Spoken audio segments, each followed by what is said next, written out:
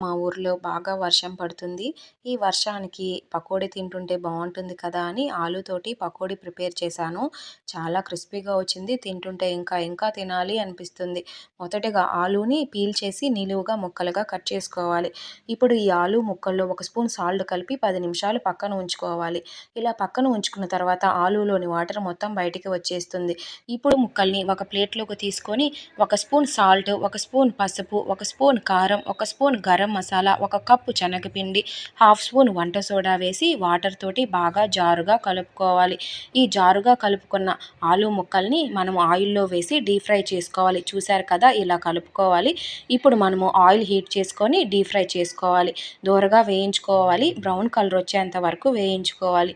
Brown colour వచ్చిన తర్వాత మనము ఒక ప్లేట్‌లోకి తీసుకొని సర్వ్ చేసుకుంటే ఆలు పకోడీ రెడీ అయిపోయింది. మీ పిల్లలు స్కూల్ నుంచి రాగానే ఇలా చేసి పెట్టండి. చాలా ఇష్టంగా తింటారు. మా వీడియోస్ కానీ నచ్చినట్లయితే ఒక లైక్ ఇచ్చి సబ్స్క్రైబ్ చేయండి. Thank you for watching.